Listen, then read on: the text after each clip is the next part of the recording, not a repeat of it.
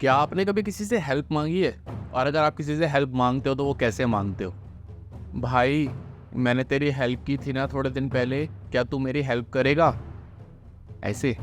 या फिर ऐसे, यार आज ना मैं बहुत सैड फील कर रहा हूँ, तू मेरे को थोड़ा सपोर्ट करेगा, मेरी हेल्प करेगा?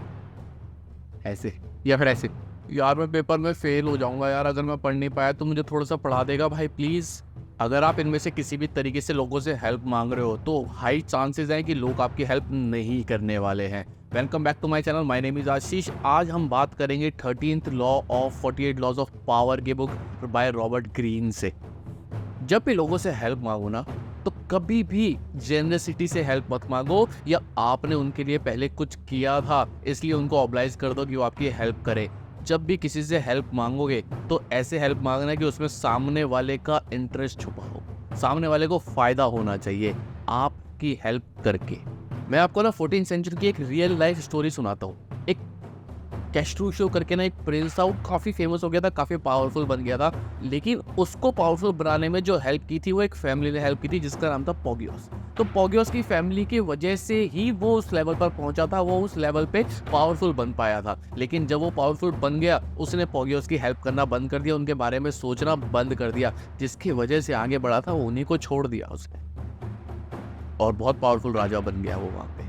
अब क्या हुआ, पोगियोस को ये चीज़ अच्छी नहीं लगी, वो उसको लेके बैठे हुए थे। जब कैस्ट्रूशियो एक लड़ाई पर गया बाहर, तो क्या किया पोगियोस ने, वहाँ पे विद्रोह शुरू कर दिया उस सिटी के अंदर और ऑलमोस्ट सिटी को टेक ओवर कर लिया, ऑलमोस्ट टेक ओवर कर लिया था। अब जब कैस्ट्रूशियो को ये बात पता चली कि मेरी सिटी में ऐसा हो रहा है, उसने सोचा फटाफट वापस आऊंगा, बट वापस आने में कुछ दिन लगने वाले थे। अब क्या हुआ, वहाँ पर जो पोगियोस का मेन राजा था, सरदार जो था, उसने बोला यार एक से ना कोई फायदा होने नहीं वाला लड़ाई करके, हम क्या करते हैं, हम अच्छे लोग हैं, हमने लोगों की हेल्प की है, तो हम उस हेल्प के बदले में हेल्प मांगेंगे और उनको समझाएंगे। तो एक काम करते हैं, लड़ाई झगड़ा ना रोक देते हैं। अपनी पूरी फैमिली को समझाया उसने, और अपनी पूरी फैमिली का मतलब ऐसा नहीं है कि 4-5 लोग थे, फैमिली तो काफ़ी सारी बड़ी फैमिली थी, उनके रिलेटेड कजन्स वगैरह, वो सब कुछ सब कवर कर रहा हूँ मैं यहाँ पे। एक बड़ी फैमिली, एक्सटेंडेड फैमिली जिसको हम बोल सकते हैं, काफ़ी ठीक है। तो उन सबको उसने समझाया कि देखो टेंशन मत लो, मैं बात कर लूँगा, वो अच्छे हैं, हमने उनकी पहले भी हेल्प करी है, वो हमारी हेल्प करेंगे, बट ये तरीका सही नहीं है। उन्होंने वहाँ पे पीस स्थापित कर दिया। अब जब कैस्ट्रूशियो वापस आया, उसने देखा कि यहाँ पे तो लड़ाई झगड़ा खत्म हो गया, यहाँ तो सब कुछ शांत हो गया है। उसने पोगियोस के सरदार को आके बुलाया और बोला कि क्या हुआ था। उसने समझाया कि सरदार ऐसा था, हमारी जो नई जनरेशन है वो बहुत गर्म खून की है, उनको अच्छा नहीं लगा, आप हमारे बारे में सोचते नहीं हो, आपको हमारी सुननी चाहिए, सोचना चाहिए हमारे बारे में, हमारी थोड़ी हेल्प करनी चाहिए, क्योंकि हमने भी आपकी बहुत हेल्प की थी आपके राजा बनने में। हमने आपकी हेल्प की थी आपके राजा बनने में, हम आपकी हेल्प नहीं करते तो शायद आज आप जहाँ खड़े वहाँ होते ही नहीं, तो इसलिए हम भी एक्सपेक्ट करते हैं कि आप भी हमारी कुछ हेल्प करो। जो कैस्ट्रूशियो था उसने कहा ठीक है, एक काम करना, पूरी फैमिली को लेके आ जाना और बात करते हैं बैठ के, और देखते हैं हम तुम्हारे लिए क्या फ्रूटफुल कर सकते हैं कि तुम लोगों को मुझसे शिकायतें ना हो। अब कहीं ना कहीं कैस्ट्रूशियो को ये अच्छा नहीं लगने वाला था कि कोई उसके ऊपर एहसान जता रहा था और उस एहसान के बदले में उससे काम करा रहा। वो पावरफुल बना कैसे था, समझते आगे अब हुआ क्या। जब थोड़े दिन बाद पोगियोस की पूरी फैमिली, जितने भी मेंबर्स थे, सारे के सारे लोग राजा के महल में गए, जाके डिस्कशन करने लगे। राजा ने बोला कि इनको कारावास दे दो, सबको कारावास भिजवा दिया और कुछ दिन बाद उनको एग्जीक्यूट करवा दिया। जिसको एग्जीक्यूट नहीं बताता हूँ, मतलब उन सबको मरवा दिया। राजा ने उनको मरवा दिया। अब आप खुद समझ के देखो, कोई राजा बना था, एक नॉर्मल लेवल से ऊपर लेवल पे उठने के लिए उसने बहुत सारे लोगों को मारा होगा, डिसऑनेस्टी के साथ आगे बढ़ा था वो, तो वो किसी का एहसान अपने ऊपर क्यों लेगा, है ना। और उसको एहसान लेने के बदले कुछ और करना पड़ रहा है जबरदस्ती, और उसके लिए उन्होंने विद्रोह भी किया। तो उसको लगा कि आज ये मेरा, कल ये मेरा दोस्त था, बट मेरा फ्यूचर में ये एनिमी हो सकता था, इस सिटी को टेक ओवर कर लेते, ऐसा सिनेरियो दोबारा भी कभी आ सकता है, इसलिए उसने स्मार्टली सबको मरवा दिया। तो कभी भी किसी से हेल्प मांगो तो पुराने एहसान मत गाना, उनको बताना कि आगे आप उनके कैसे हेल्पफुल हो सकते हो, काम आ सकते हो, और उसके बदले में उनसे हेल्प मांगना। सामने वाले का सेल्फ इंटरेस्ट होना बहुत जरूरी है। मैं आपको एक और स्टोरी में लेके चलता हूँ। चंगेज खान का आपने नाम सुना होगा, है ना, काफी फेमस योद्धा था वो। अच्छा इंसान नहीं था, मैं अच्छे इंसान की बात नहीं कर रहा, लेकिन वो योद्धा बहुत पावरफुल योद्धा था। उसने चाइना के ऊपर ऑलमोस्ट कब्जा कर लिया था, चाइना को बहुत बुरे तरीके से हरा दिया था, चाइना पे कब्जा करने लग गया था। एक आदमी था वहां पर, उसको लगा कि यार ये तो गड़बड़ हो जाएगी, पूरा चाइना समाप्त हो जाएगा इससे। तो उसने जाके चंगेज खान से बोला कि देखो, यहाँ से चाइना से आपको बहुत फ़ायदा हो सकता है। अगर आप चाइना को आज मार दोगे, देखो चंगेज़ खान का क्या था, जहाँ पे भी कब्ज़ा करता था ना, ऑलमोस्ट सब लोगों को वहाँ पे मार दिया करता था वो, क्योंकि वो बहुत ज़्यादा क्रूर था। तो उस आदमी ने बोला चंगेज़ खान को कि आपको ना यहाँ पे अगर इनको मारोगे तो आपको कोई फ़ायदा नहीं होगा। इससे अच्छा आप इन लोगों से कर वसूलो।